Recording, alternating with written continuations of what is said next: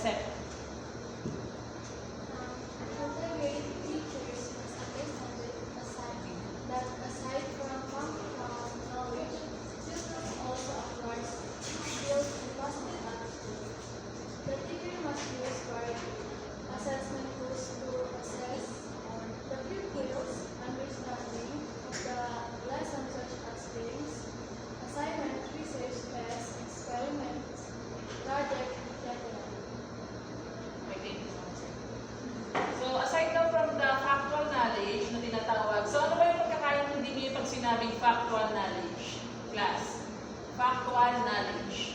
Ano yung pagkakaintindi niyo dun sa factual knowledge? From the root word fact. Fact. Yes, totoo. So, factual knowledge refers to terms, facts, and detailed information that must be learned to understand the subject or solve a problem. So, yung factual knowledge daw, ito na yung mga facts or mga definitions, mga names, dates, and formulas. So, hindi na natin mababago yung mga factual knowledge. So, aside daw sa factual knowledge na tinuturo ng mga teachers, ang mga estudyante daw ay nakaka-acquire ng mga skills and attitudes sa pagdating sa school. So, as a second home, di ba ang school is second home para sa mga students, dito natin na-acquire yung mga positive attitudes. Games, assignments, research tests, experiments, projects, and etc. So, traditional assessment, yung mga dating assessment na ginagamit natin ay quiz, oral recitation, assignment, worksheets, report, and project. So, yung mga traditional or yung mga dati natin na assessment, so yung mga quiz, assignment. So, ngayon, ina-apply na natin siya ng mga games, experiments, and projects. So, factors that affect students' performance. Social factors. Pwede kayo magbigay na example ng mga social factors na nakaka-apekto sa students' performance. Ano ba yung mga social factors na tinatawag natin? Yes? Social factors include, syempre, family, environment, tama yung sinabi ni ma'am. Peer relationships or yung mga friends, yan yung tinatawag nating social factors. And then emotional factors, kapag sinabing emotional, yan yung mga anxiety, stress, sadness, disinterest, disengagement, worry, and fear. Pagdating naman sa physical factors, ano yung mga example? Mga physical factors. So, physical factors daw, ay tuyok na si ma'am. Learners' cognitive development, new age, so, nutrition. Dito maho. Okay, so ito yung tatlong factors na nakaka-apekto sa learning ng isang student. So, dapat tandaan niyo yung social, emotional, at saka physical. Okay? So, skills that need to be assessed in pupils. So, communication skills. Ano ba yung tinatawag natin communication skills? Yes, pakikipag-communicate. So, napapaloob sa communication skills yung active listening, feedback, non-verbal communication, teamwork, public speaking, body language, listening carefully, at saka yung using technology. Kasama rin yan sa communication skills. So, pag sinabing problem solving and investigative skills, ano yung sinasabing problem solving and investigative skills?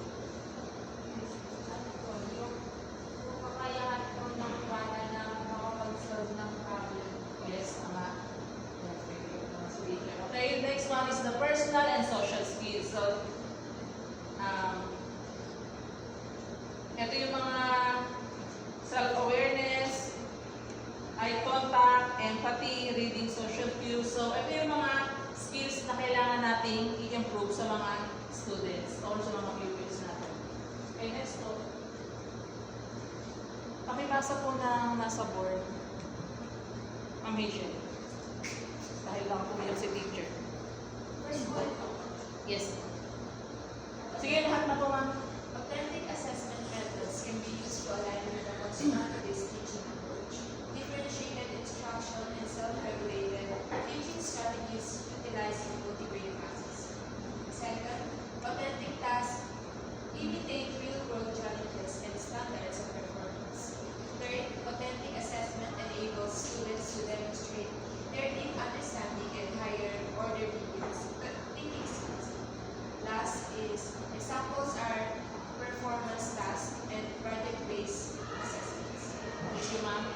authentic assessment focuses on students using and applying knowledge and skills in real-life settings.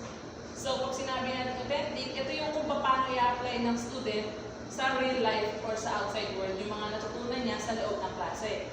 So, example daw is, kunyari sa math problem, bigyan mo ng problem yung bata kung paano niya i-spend yung pera niya on a budget, parang gano'n. So, example din ito is yung mga role-playing. So, kung paano nga, hindi measures not just what students remember but how they think. So, hindi lang doon sa anong naalala nila sa subject, kung paano nila i-apply yung mga natutunan nila. Yun yung tinatawag nating authentic assessment. Next po, ma'am.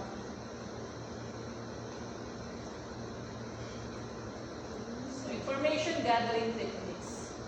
Alay.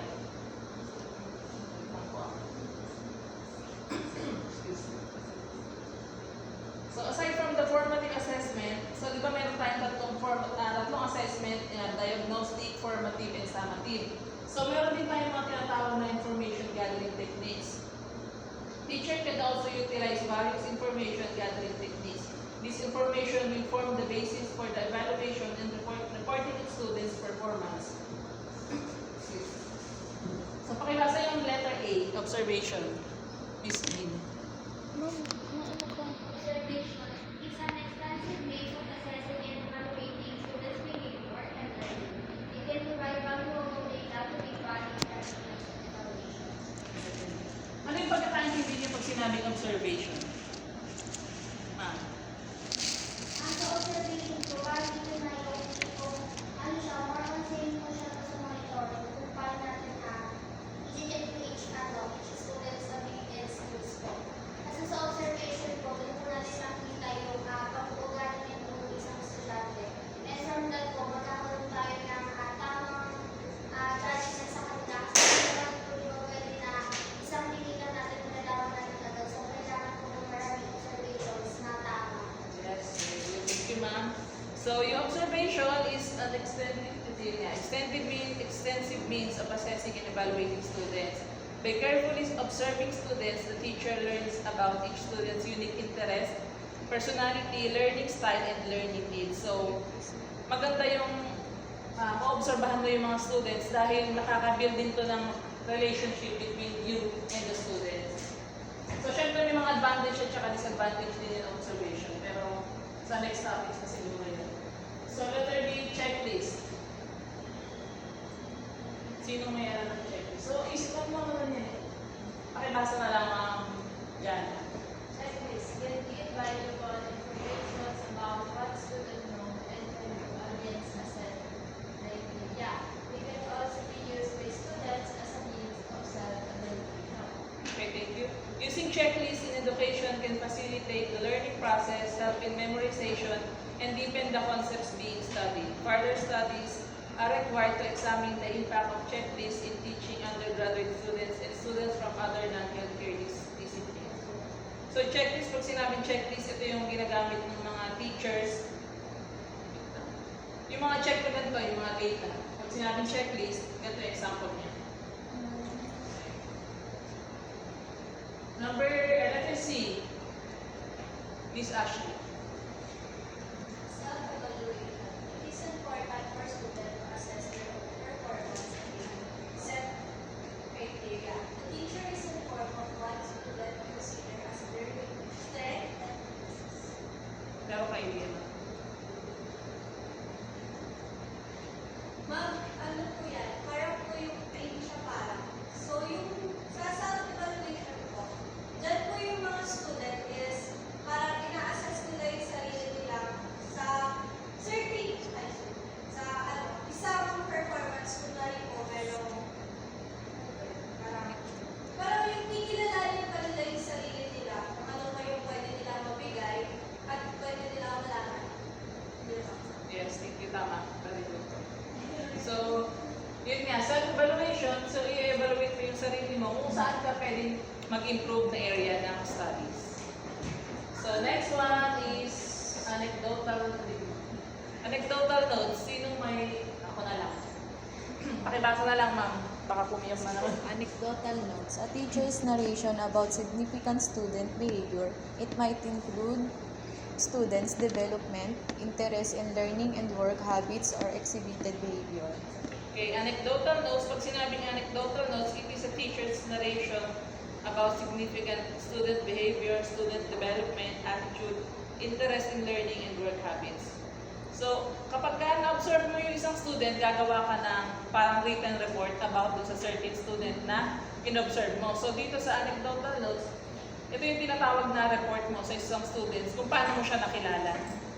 So, kunyari, si Ma'am Tricia, ano ba yung first impression mo sa student nito? Gano'n. So, kapag nagkaroon ng problem or mababalikan mo yung notes mo about dun sa certain students. So, ang tawag dyan is anecdotal notes, yung result ng observation. So, next po. Portfolio.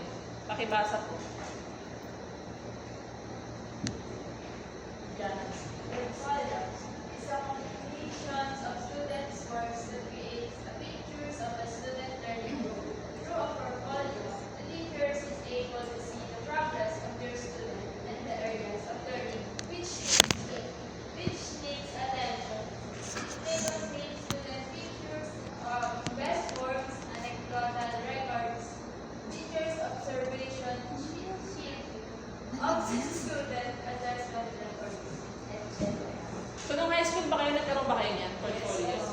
So, di ba ito yung mga collection ng mga ano ba nilagay natin sa loob ng portfolio? Yan, di ba? So, dito sa portfolio, nakikita ng teacher yung progress nyo within the school year. Nakikita nyo kung nag-improve ba itong batang to, hindi ba nag-improve. So, yun yung use ng portfolio. So, ngayon, anong ginagamit natin portfolio? Digital na tayo, di ba? Ano yung ginagamit natin portfolio? Yan, Google Drive na tayo, di ba? Parang portfolio na hindi na masyadong. So, next one. Last one pala tayo, rating scales. Last, ang seta.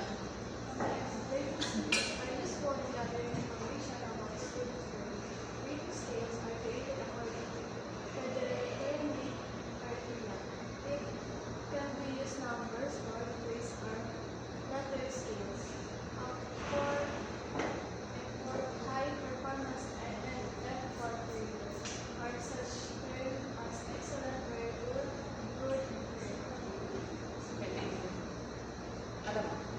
May idea ka ba? Yung rating score na po, ito yung pagkat bibigay ko tayo sa students namin ang mga kunyari po, very good, excellent. Nakakita, pwede po natin sila makita sa report.